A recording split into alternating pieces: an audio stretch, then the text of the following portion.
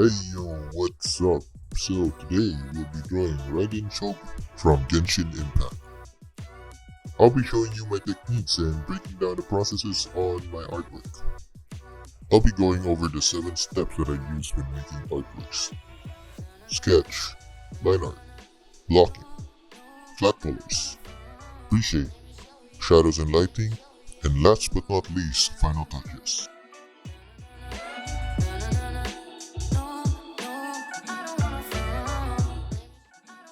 So, let's start with the sketching. So usually I start my sketching by looking at mood boards and references, collecting them all in a separate file that I call a mood board. And then from this mood board, I usually select one piece of artwork that I use as a primary reference or inspiration, especially for the poses. So I found this post of her pulling out her sword. Because this is very iconic to the game, I decided to use this as my primary reference. And I also even decided to use this as my pose. I usually sketch out my characters very roughly, and there's not much detail into it aside from the major details that you really want to include. Overall, the sketch is just a way to give you an idea of your composition and what you want the outcome to be like. It's also here that I start drawing the face, but for the face I really detail it as much as possible because this makes it easier for me in the long run to identify the emotion of the whole artwork, like how the face always gives out the emotion. Also here you can see that the lines are turning blue. It is because I'm using Clip Studio Paint. There's this feature called Layer Color, where when you press Ctrl B, it changes to your desired colors. And this makes it really easy to identify which layers you're drawing on and what sketches rather, are in that layer. So it's just really for identification purposes.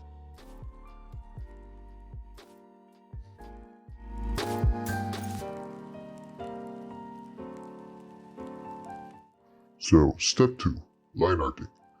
I like using this small little trick that I learned, which is to use a pen that is a bit jagged, because I really like this jagged effect because it gives off a more proper and more natural look to it, as opposed to vector art, which has super duper straight lines and super perfect lining. I like this rather sketchy line art because it gives off more a natural vibe, and how in nature things aren't always perfect. And it also gives a more photorealistic vibe, in my opinion. There's also this other trick that I really like, which is where you can flip the canvas horizontally. This is really helpful when it comes to line arting because it really gives you a better perspective on the balance, especially for the face and for proportions. It really gives you an idea on whether your artwork's balanced or not, whether the face is symmetrical, whether you need to go higher or lower on your eyes, because it really sometimes does that. Like, you do your eye perfectly on one side, but then when you flip it over to the other side of the canvas, you then suddenly realize how flawed your symmetry is, because now you gotta change the entire face, you gotta change everything. Mistakes, as early as when you're doing the line art, rather than go all the way in, go all with your rendering and all that and all the colors and stuff, then finding out that, oh, my face is not aligned. Oh no, I gotta change everything now. And so here's how the line art looks.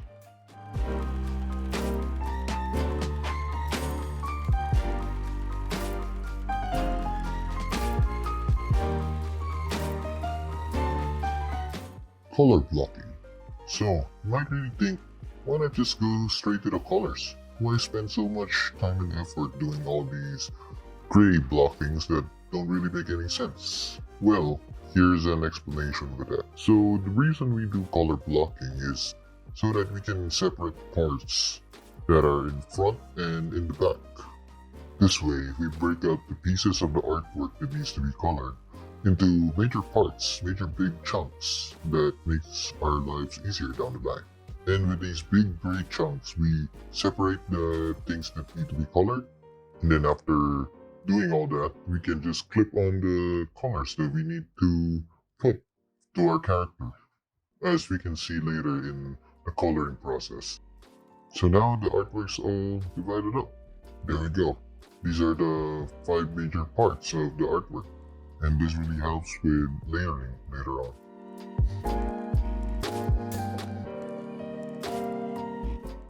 And this is where the fun begins, coloring. I start by dividing the colors into groups of colors, like you can see here, purple. Then I also divide it into reds and whites, blues, and so on.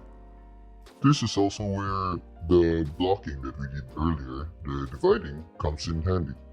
So right here you can see I'm just clipping the colors into the gray blocks that we did earlier and not having to worry about overshooting the edges of the line art. It's also here that you really have to master your color theory, what the eye perceives as the base colors of materials. You really need to know your materials. For example, this one is a gold, so we have to have this yellowish orange color that can serve as our base. And another technique that I forgot to mention while we were doing the blocking is the use of the lasso tool. The lasso tool is really helpful when it comes to coloring and doing blocking or coloring where you do not want your paintbrush to exceed what you are painting on, like say for example the line art here. See, when you use the lasso tool, it limits your brush to wherever you have it selected. So what I always do is I use the lasso tool, and instead of using a fill tool to fill in the colors, I just use a brush and paint it over, because for me, I perceive it as being smoother than straight up filling it up with the fill tool, which leaves a more jagged edge as opposed to the brush's natural look. And voila! Here are the color layers clipped onto the base layer. So next up on our coloring list is our background. So in this artwork, for the background, I didn't really do anything that special, so there's this trick that I learned from an artist that I follow, is to use all your textured brushes, like all of them. Like, pick any of your textured brushes. I know you got a lot of them that you downloaded in the past but never used. So yes, it's their time to shine now. Just pick one, pick a few, and start painting. Start putting on blobs like so. And since my light source is coming from her chest, I started painting lighter values and lighter colors on the middle of the artwork and darker values on the outside. It gives a feel of light emanating from her chest, and this really gives the illusion of lighting. This also helps with lighting the character later on, because it gives us a rough idea on how we want our light source to be set up. It also gives us an idea on how the entire piece would look like afterwards.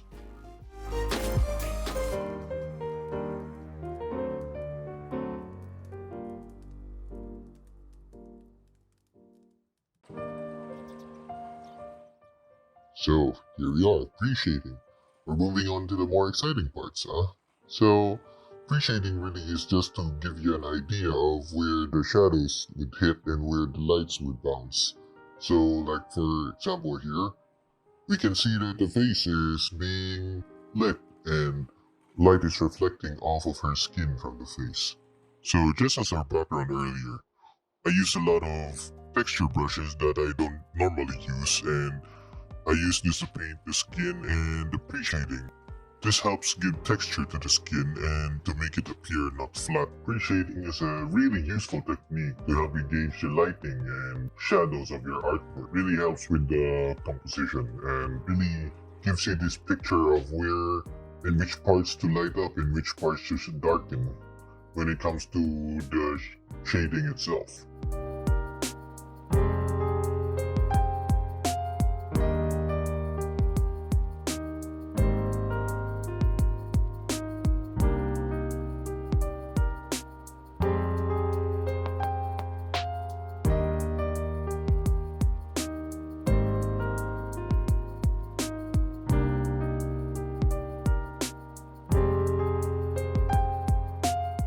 Ah yes, this is where the fun begins. Here's a step where we transform the painting from a flat colors into a beautifully rendered art piece. Here we go back to the shadows we painted earlier in the last step and retouching them to make them even more contrasting and realistic.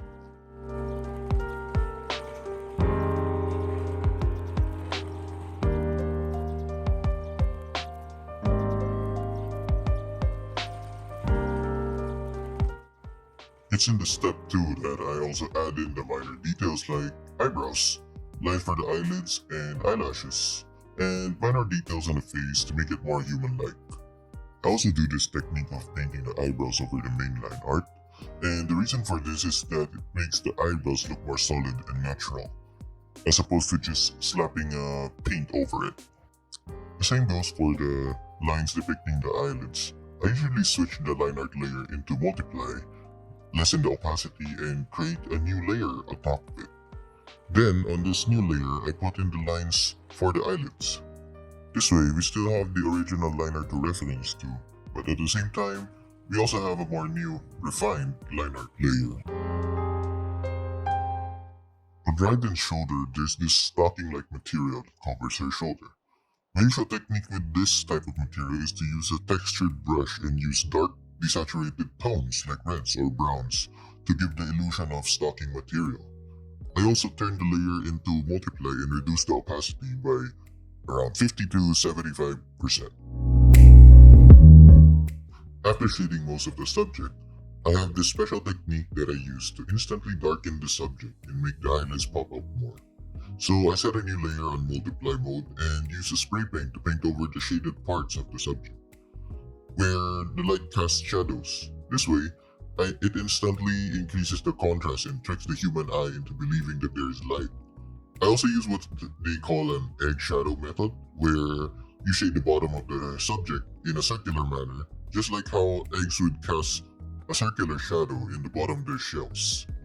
After doing this technique, you'll also want to play around with the opacity level of the layer, as to not make the shadows too dark. I also do a lot of bounce lighting, the one you see here with the blues in her hair, when doing my highlights, because this helps a lot in creating an indicator as to where the edge of the subject is. I also flip my canvas over from time to time to check the balance of the shadowing, just like we did in the line art process.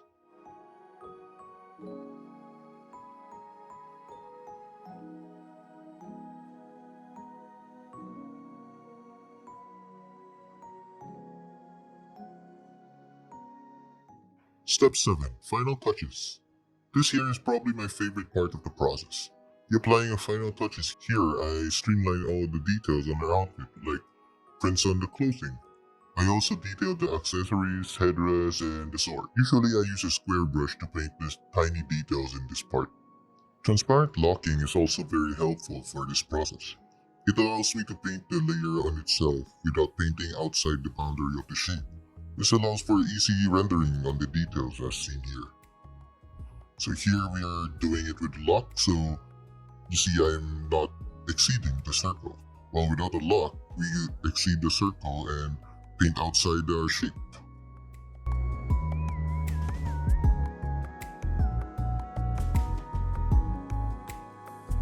Now since we are painting a lot of lighting here, I use a lot of glow dodge and color dodge to enhance the light that emanates from the sword.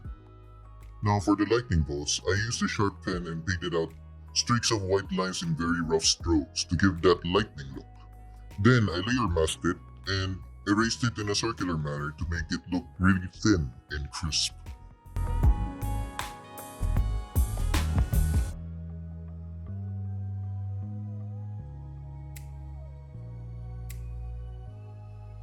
For the final steps of my artwork, usually move over to Photoshop to complete it. Photoshop allows more versatility when it comes to photo manipulation, especially with the color balance. And it's also here that I am able to add layer effects, especially outer glow for the lightning bolts, as Clip Studio does not have this feature sadly. Here I also apply free transform to the lightning bolts and put in some motion blur to make it more realistic and look more like a lightning bolt. I also have this handy vignette layer that I usually add to my artworks as a final touch.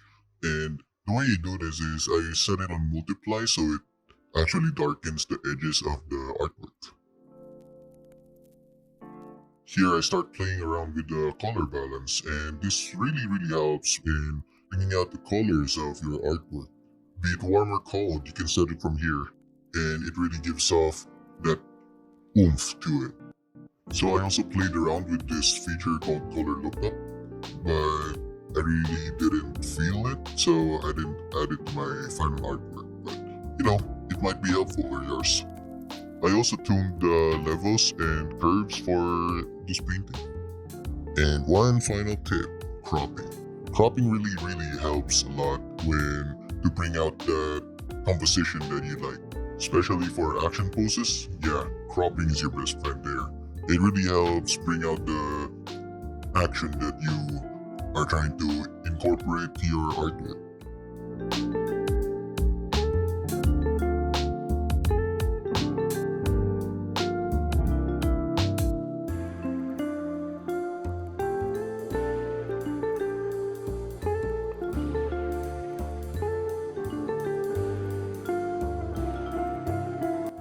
So that's basically it for the process breakdown of the video. If you're still listening, then that means you must have enjoyed watching the video, and I really hope that you did. I hope that you learned a tip or two, and let me know down in the comments which tip you think you've learned or you think were the best. Thanks for watching. Have a